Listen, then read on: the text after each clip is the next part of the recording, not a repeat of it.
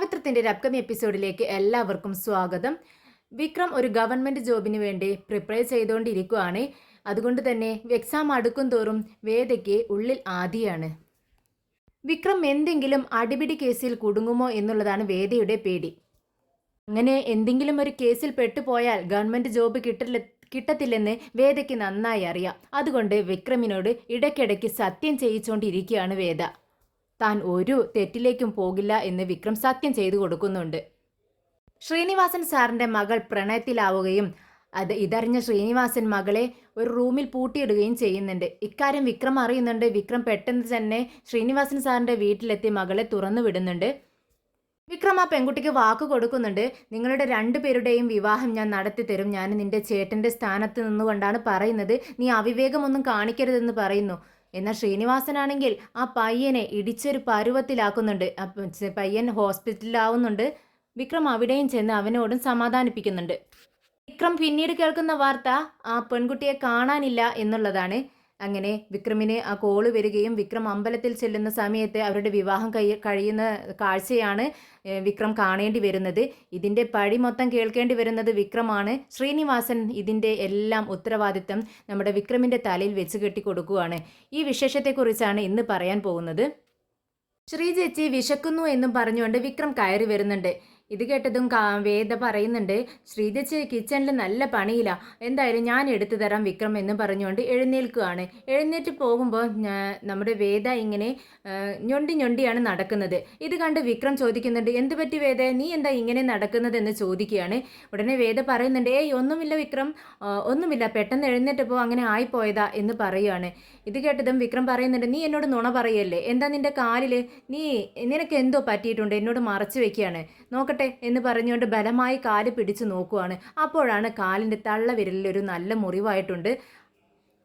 അതിൽ മഞ്ഞൾപ്പൊടിയാണ് ഇട്ടിരിക്കുന്നത്. ഇത് കണ്ടതും വിക്രമിന് ദേഷ്യം വരുന്നുണ്ട്. എന്താ ഈ കാണിച്ചു വെച്ചിരിക്കുന്നത്? ഇത്രയും വലിയ മുറിവിൽ മരുന്ന് വെച്ച് കെട്ടാതെ ആരാ മഞ്ഞൾപ്പൊടി വെച്ച് കെട്ടിയിരിക്കുന്നത്? അല്ലെങ്കിൽ ഹോസ്പിറ്റലിൽ പോവാമായിരുന്നില്ലേ എന്ന് ചോദിക്കുകയാണ്. ഉടനെ തന്നെ ശ്രീജ പറയുന്നുണ്ട്, ഇല്ല വിക്രം, അത് അമ്മ ചെയ്തതാണ്, കുഴപ്പമില്ല, അങ്ങനെ തന്നെയാണ് മുറിവായാൽ ചെയ്യാറുള്ളത്, നീ പേടിക്കൊന്നും വേണ്ട എന്ന് പറയുമ്പോൾ വിക്രം അതിനൊന്നും സമ്മതിക്കുന്നില്ല. വേദയ്ക്കാണെങ്കിൽ പെട്ടെന്ന് നടക്കാനും കഴിയുന്നില്ല. പെട്ടെന്ന് വിക്രം വേദയെ അങ്ങ് എടുത്തുകൊണ്ട് റൂമിലേക്ക് പോവുകയാണ്. ഇത് കണ്ടതും നമ്മുടെ കമലാമ്മയ്ക്ക് സഹിക്കുന്നില്ല കേട്ടോ. കമലാമ്മ മാഷിനോട് ഇടയ്ക്ക് പറയാറുള്ളതാണ്, വിക്രമിനിപ്പോൾ കമലാമ്മയോട് ഒട്ടും സ്നേഹമില്ല, വേദയോട് മാത്രമേ സ്നേഹമുള്ളൂ എന്നുള്ള ഒരു പരാതി മാഷിന് കേൾക്കേണ്ടി വന്നിട്ടുണ്ട്. അതുകൊണ്ട് ഇത്രയും ഓവർ കെയറിങ് ഒന്നും കമലാമ്മയ്ക്ക് പിടിക്കുന്നതേ ഇല്ല.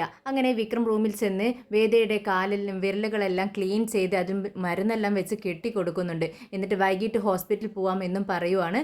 അങ്ങനെ വിക്രം ഭക്ഷണമെല്ലാം കഴിച്ച് പുറത്തേക്ക് ഇറങ്ങുമ്പോഴേക്കും രാജേട്ടൻ വിളിക്കുന്നുണ്ട്.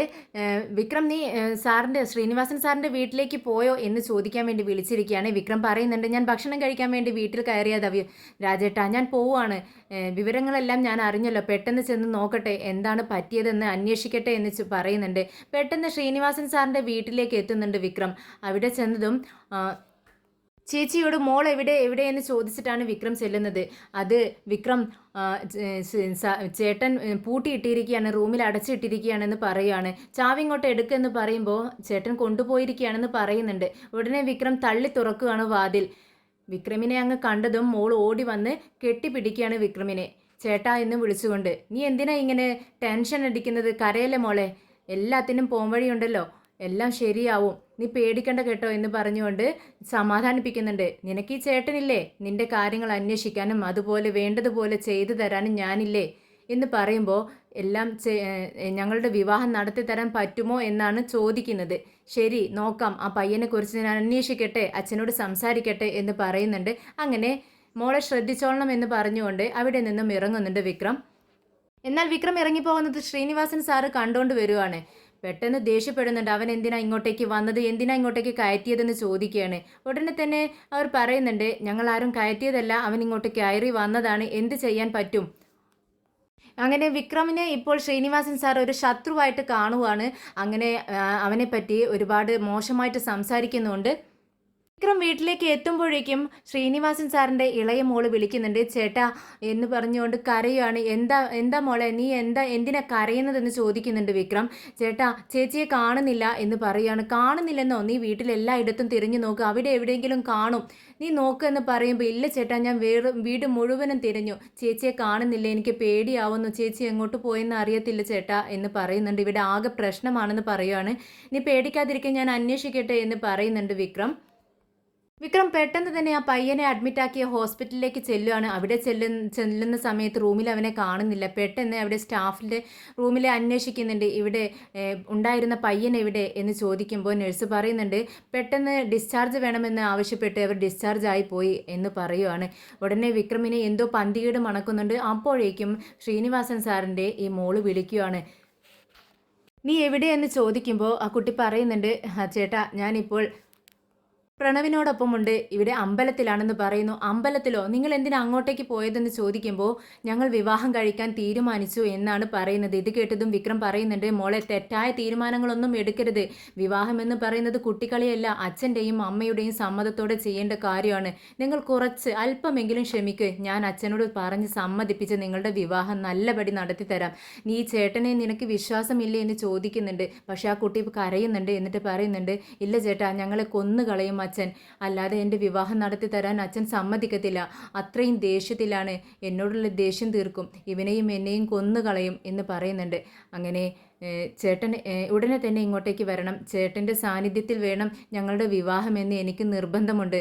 അതുകൊണ്ട് ഒരു 10 മിനിറ്റ് ഞങ്ങൾ വെയിറ്റ് ചെയ്യും, എന്നിട്ടും ചേട്ടനെ കണ്ടില്ലെങ്കിൽ ഞങ്ങൾ ആ ചടങ്ങ് അങ്ങ് നടത്തുമെന്ന് പറയുന്നുണ്ട്. മോളെ എന്ന് വിളിക്കുമ്പോഴേക്കും ഫോൺ കട്ടാക്കുകയാണ്. വിക്രം പെട്ടെന്ന് തന്നെ അമ്പലത്തിലേക്ക് ചെല്ലുന്നുണ്ട്. പക്ഷേ വിക്രം അമ്പലത്തിലേക്ക് പോകുന്ന വഴി ശ്രീനിവാസൻ സാറിനെ വിളിക്കുകയാണ്.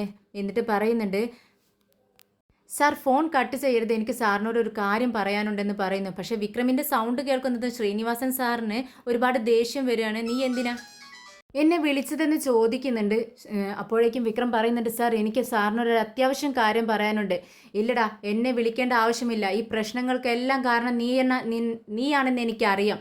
എൻ്റെ മകളെ കാണാതായ വിവരം നീ അറിഞ്ഞല്ലോ, അതിന് പിറകിലും നീ തന്നെയാണെന്ന് എനിക്കറിയാം. അവൾ എവിടെയാടാ എന്ന് ചോദിക്കുന്നുണ്ട്.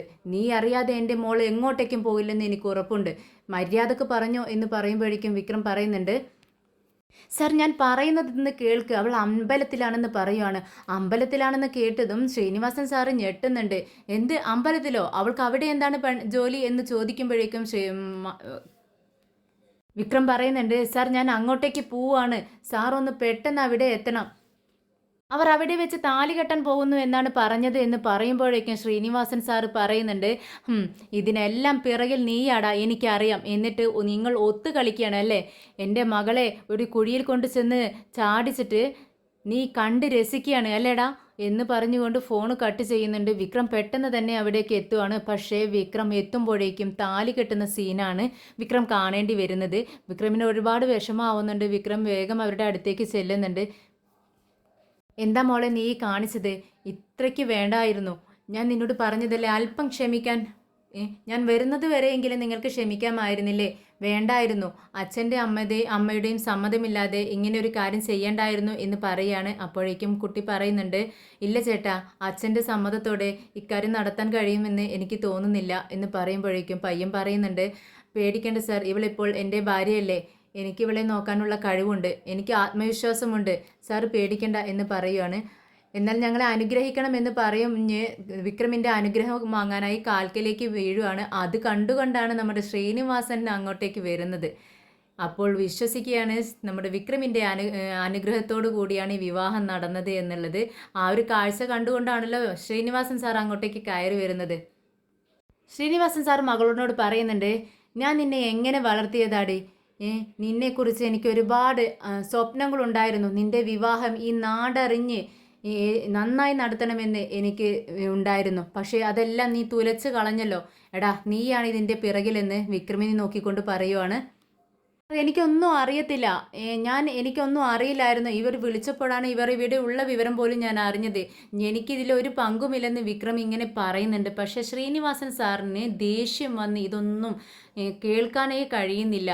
അദ്ദേഹം വിക്രമാണ് ഇതെല്ലാം ചെയ്തത് എന്നുള്ള ഒരു വിശ്വാസത്തിൽ അങ്ങനെ നിൽക്കുകയാണ്. അങ്ങനെ മകളെയും ആ പയ്യനെയും ഒരുപാട് വഴക്ക് പറയുന്നുണ്ട്. എന്നിട്ട് ദേഷ്യത്തോടെ അവിടെ നിന്നും പോകുന്നുണ്ട്. അങ്ങനെ വീട്ടിലെത്തിയത് ശ്രീനിവാസൻ കുടിയനാവാണ്. കുടിച്ചുകൊണ്ടേയിരിക്കുകയാണ്. ലെവലില്ലാതെ ബോധം കെടുന്നുമില്ല, ഇങ്ങനെ കുടിച്ചുകൊണ്ടേയിരിക്കുന്നുണ്ട്. ഒപ്പമുള്ളവർ പറയുന്നുണ്ട്, സാർ മതി മതി സാർ, ഓവറായി എന്ന് പറയുമ്പോഴേക്കും, എന്താടാ ഇത് മദ്യമം തന്നെയല്ലേ, എൻ്റെ ബോധം പോകുന്നില്ലല്ലോ, ഇത്രയും കുടിച്ചിട്ടും എൻ്റെ ബോധം പോകുന്നില്ലല്ലോ എന്നിങ്ങനെ ഇടയ്ക്കിടയ്ക്ക് പറയുന്നുണ്ട്. ഇങ്ങനെ വിക്രമിനെ ഒരുപാട് തെറി വിളിക്കുന്നുണ്ട്. കഴിഞ്ഞില്ലേ, എൻ്റെ മകളുടെ ജീവിതം അവസാനിച്ചില്ലേ, അവളെ ഞാൻ രാജകുമാരിയെ പോലെ വളർത്തിയതല്ലേ, എന്നിട്ടും അവളുടെ ജീവിതം ഇങ്ങനെ ആയി പോയില്ലേ, അവനാണ് എല്ലാത്തിനും ഉത്തരവാദി, അവനാണ് എന്നൊക്കെ പറയുന്നുണ്ട്. എന്നാൽ ശ്രീനിവാസൻ സാറിൻ്റെ മകളെ മരുമകനെയും അങ്ങോട്ടേക്ക് തന്നെ അവരുടെ ഭാര്യ അങ്ങോട്ടേക്ക് കൊണ്ടുവന്നിട്ടുണ്ട്. അവർക്ക് ഫസ്റ്റ് നൈറ്റിനുള്ള എല്ലാ ചടങ്ങുകളും ചെയ്യാൻ വേണ്ടി ഭാര്യ അവിടെ ഓടി നടക്കുവാണ്. ഇത് കണ്ടിട്ട് ശ്രീനിവാസൻ സാറിന് ദേഷ്യം വരുന്നുണ്ട്. എന്താടി നീ ചെയ്യുന്നത്? ഞാൻ ഇത്രയും സങ്കടപ്പെട്ട് ഇവിടെ നിൽക്കുമ്പോൾ നീ അവരുടെ ഫസ്റ്റ് നൈറ്റിനുള്ള തയ്യാറെടുപ്പാണ് അവിടെ ചെയ്തുകൊണ്ടിരിക്കുന്നതെന്ന് ചോദിക്കുകയാണ്.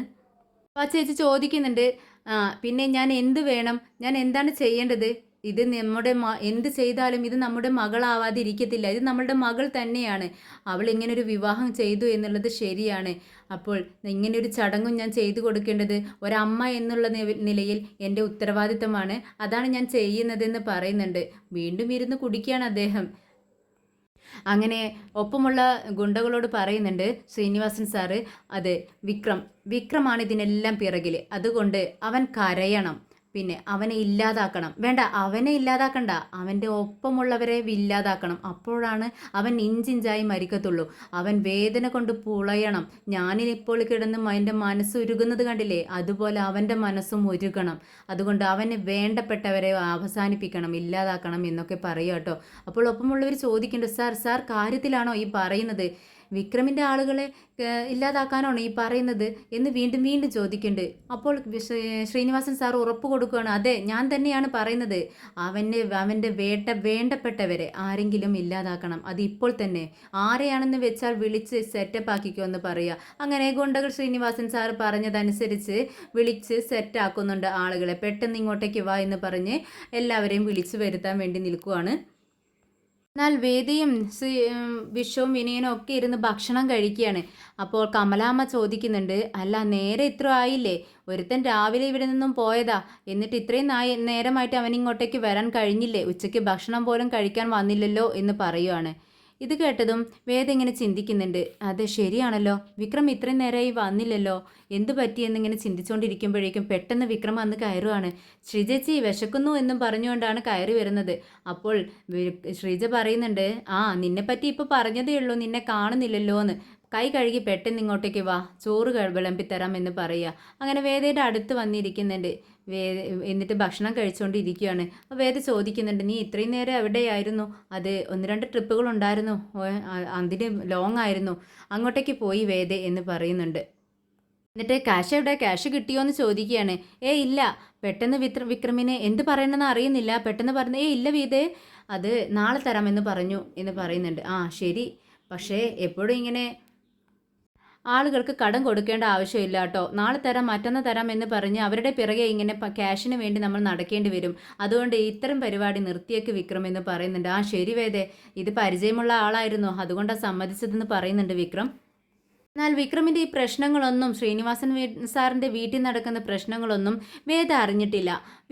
വേദയുടെ സംശയം വിക്രം പോകുന്നത് തൻ്റെ അച്ഛൻ വിളിച്ചിട്ടാണെന്നായിരുന്നു. ശ്രീജയോട് പറയുന്നുണ്ട്, ചേച്ചി വിക്രം ഇങ്ങനെ എന്തോ ഒരു പന്തിയോടുണ്ട് വിക്രമിൻ്റെ പോക്കിൽ, എനിക്ക് അങ്ങനെ തോന്നുന്നു ചേച്ചി. അച്ഛൻ മുമ്പൊരിക്കൽ വിളിച്ച് അവനെ എന്തോ ഒരു കേസ് ഏൽപ്പിച്ചിട്ടുണ്ടായിരുന്നു, അതുപോലെ അച്ഛൻ എന്തെങ്കിലും ചെയ്തിട്ടുണ്ടാവോ എന്ന് ചോദിക്കുന്നുണ്ട്. അപ്പോൾ ശ്രീജ പറയുന്നുണ്ട്, അങ്ങനെയൊന്നും ഉണ്ടാവില്ല, അങ്ങനെ ഉണ്ടെങ്കിൽ നിന്നോട് അച്ഛൻ പറയത്തില്ലേ എന്ന് ചോദിക്കുന്നുണ്ട്. ഇല്ല, അന്നും എന്നോട് പറയാതല്ലേ വിക്രമിനെ ഒരു ജോലി ഏൽപ്പിച്ചത്.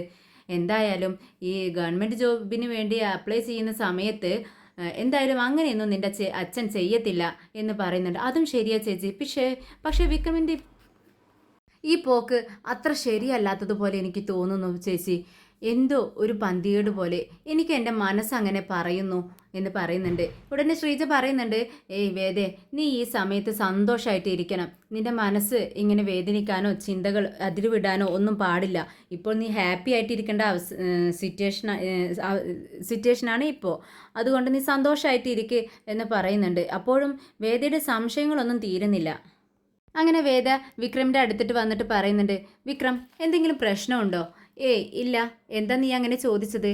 അല്ല, നിന്റെ ഈ പോക്കും വരവൊക്കെ കണ്ട് എന്തോ പന്തികേടുള്ളതുപോലെ എനിക്ക് തോന്നുന്നു.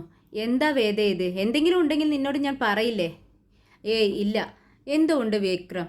പിന്നെ ഇല്ലാന്നുണ്ടെങ്കിൽ എനിക്ക് സത്യം ചെയ്തതാ, നീ ഒരു കൊള്ളരുതമ്മക്കും പോവത്തില്ല, അടിപിടിക്കോ ഒന്നിനും പോവത്തില്ലെന്ന് എനിക്ക് സത്യം ചെയ്തതാ എന്ന് പറയുകയാണ്. അപ്പോൾ വിക്രം പറയുന്നുണ്ട്, എത്ര തവണയാടി ഞാൻ നിനക്കിങ്ങനെ സത്യം ചെയ്തു തരുന്നു? ഒരു 1000 തവണയെങ്കിലും സത്യം ചെയ്തിട്ടുണ്ടാവില്ലേ എന്ന് പറയുമ്പോൾ, ആയിക്കോട്ടെ, കുഴപ്പമില്ല, നിനക്ക് ഇടയ്ക്കിടയ്ക്ക് ഓർമ്മ വരണം ഇങ്ങനെ സത്യം ചെയ്തു തന്നത് വിവരം. അതുകൊണ്ടാണ് ഞാൻ ഇങ്ങനെ ചെയ്യിക്കുന്നത് പറഞ്ഞ് കൈ നീട്ടുവാണ്. അങ്ങനെ വേദയുടെ കയ്യിലടിച്ച് വിക്രം വീണ്ടും സത്യം ചെയ്യുകയാണ്. ഞാൻ ഒരു തെറ്റിലേക്ക് ഞാൻ പോവില്ല വേദേ എന്നും പറഞ്ഞുകൊണ്ട്.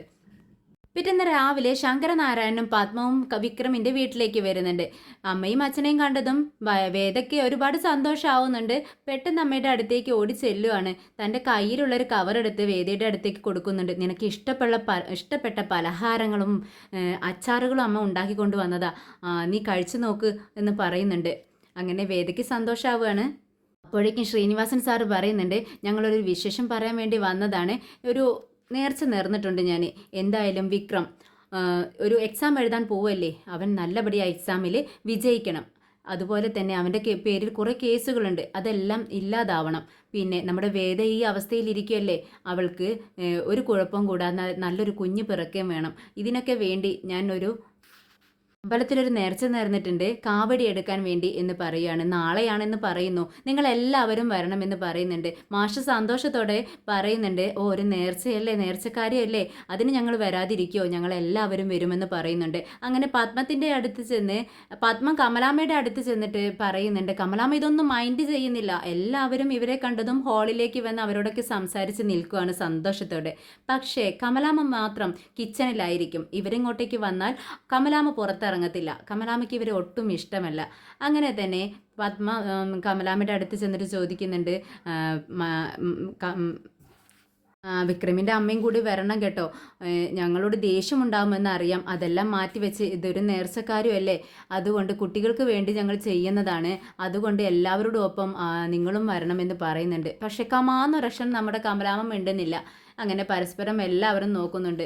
ഉടനെ മാഷ് പറയുന്നുണ്ട്, കമലത്തിൻ്റെ സ്വഭാവം നിങ്ങൾക്ക് അറിയാവുന്നതല്ലേ, ആര് വന്നില്ലെങ്കിലും ഞങ്ങളെല്ലാവരും വരുമെന്ന് മാഷ് വാക്ക് കൊടുക്കുന്നുണ്ട്. അങ്ങനെ അവരവിടെ നിന്നും യാത്ര പറഞ്ഞ് ഇറങ്ങുന്നുണ്ട്.